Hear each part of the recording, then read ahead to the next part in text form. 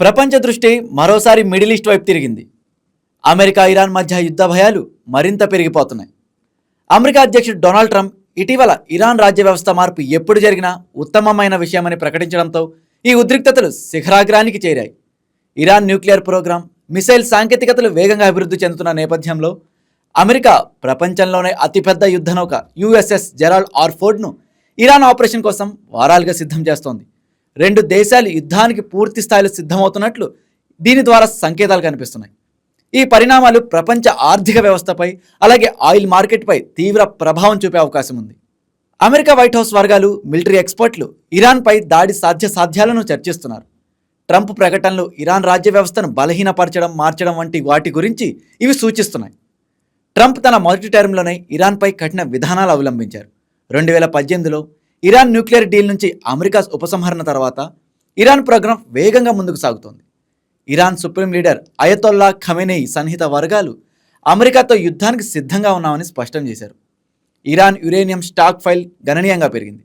గత కొన్నేళ్లలో 400% పెరిగి 60%, 90% సమృద్ధిగా యురేనియం ఉంది. ఇవి ఆయుధ గ్రేడ్ యురేనియంగా మారి సామర్థ్యం కలిగి ఉన్నాయని అంతర్జాతీయ అణుశక్తి సంస్థ రిపోర్టులు సూచిస్తున్నాయి.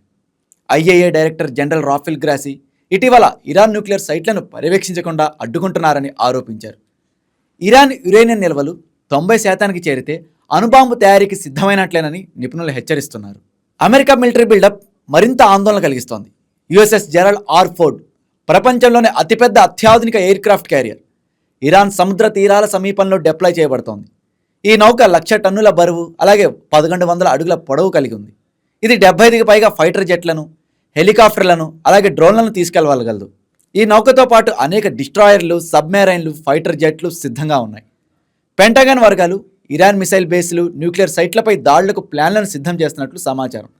మరోవైపు ఇరాన్ హర్ముజ్ జలసంధిని బ్లాక్ చేసే సామర్థ్యం కలిగి ఉంది. ప్రపంచ ఆయిల్ సప్లైలో 20% ఈ మార్గం ద్వారానే సాగుతోంది. ఒకవేళ యుద్ధం జరిగితే గ్లోబల్ ఆయిల్ ధరలు ఆకాశాన్నంటే అవకాశం ఉంది. ఆయిల్ ధరలు పెరిగితే గ్లోబల్ రికేషన్ అనివార్యమని ఎకనామిస్టులు హెచ్చరిస్తున్నారు. ఇక ఇరాన్ వైపు నుంచి కూడా యుద్ధ సన్నద్ధతలు కనిపిస్తున్నాయి. ఇరాన్ బాలిస్టిక్ మిసైల్ ప్రోగ్రాం వేగంగా వృద్ధి చెందుతోంది. షాపెడ్ 136 డ్రోన్లు, ఫతహ్ మిసైళ్లు యూరోప్ వరకు చేరే సామర్థ్యం కలిగి ఉన్నాయి. లెబనాన్లో హిజ్బుల్లా, యెమెన్లో హౌతీలు, ఇరాకీ మిలిషియాల వంటి ప్రాక్సీ గ్రూపుల ద్వారా అమెరికా, ఇజ్రాయెల్, సౌదీ అరేబియా, యుఏఈపై దాడులు చేసే సామర్థ్యం పెరిగింది. ఇరాన్ లోపల ఆర్థిక సంక్షోభం, ప్రజా నిరసనలు ఉన్నప్పటికీ రాజ్య వ్యవస్థ యుద్ధానికి సిద్ధంగా ఉందని విశ్లేషకులు అంటున్నారు. ఇరాన్ సుప్రీం లీడర్ ఖమేనేయి అమెరికా దాడి చేస్తే తీవ్ర పరిణామాలుంటాయని హెచ్చరించారు. సౌదీ అరేబియా, యుఏఈ వంటి గల్ఫ్ దేశాలు కూడా ఈ ఉద్రిక్తతల నేపథ్యంలో రక్షణ సామర్థ్యాలను పెంచుతున్నాయి. అమెరికా సైనిక సహకారం, ఆయుధాల సరఫరాలు పెరిగాయి. ఇజ్రాయెల్ కూడా ఇరాన్ న్యూక్లియర్ సైట్లపై దాడి సాధ్యతలను చర్చిస్తోంది. ఇజ్రాయెల్ ప్రధాని బెంజమిన్ నెతన్యాహు ఇరాన్ అణుబాంబు తయారీని అడ్డుకుంటామని ప్రకటించారు. ఈ పరిణామాలు ప్రపంచ ఆర్థిక వ్యవస్థపై, ఆయిల్ మార్కెట్లపై తీవ్ర ప్రభావం చూపే అవకాశం ఉంది. యుద్ధం జరిగితే గ్లోబల్ రికేషన్, ఆయిల్ ధరలు పెరిగే అవకాశం ఉందని ఎకనామిస్టులు హెచ్చరిస్తున్నారు. అమెరికా ఇరాన్ మధ్య డైరెక్ట్ యుద్ధం జరిగితే మిడిల్ ఈస్ట్ మొత్తం అగ్నిగుండంగా మారే ప్రమాదం ఉంది. యూరోప్, ఆసియా దేశాలు ఆయిల్ సప్లైలపై ఆధారపడి ఉన్నాయి. హర్ముజ్ జలసంధి బ్లాక్ అయితే ఇంధనం సంక్షోభం అనివార్యం. ఇండియా లాంటి దేశాలు ఇరాన్ నుంచి ఆయిల్ ఇంపోర్ట్ చేస్తున్నాయి. దీంతో యుద్ధం జరిగితే ఇంధన ధరలు పెరిగి ఇన్ఫ్లేషన్ పెరుగుతోంది.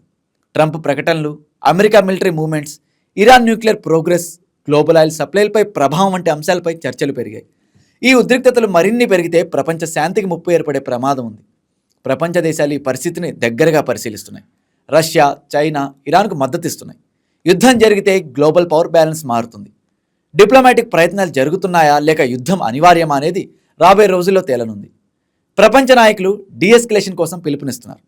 కానీ ట్రంప్ కఠిన విధానం మారే సూచనలు కనిపించడం లేదు. ఈ సంక్షోభం మరో ప్రపంచ యుద్ధానికి దారితీస్తుందా అనేది కాలమే సమాధానం చెప్పాలి.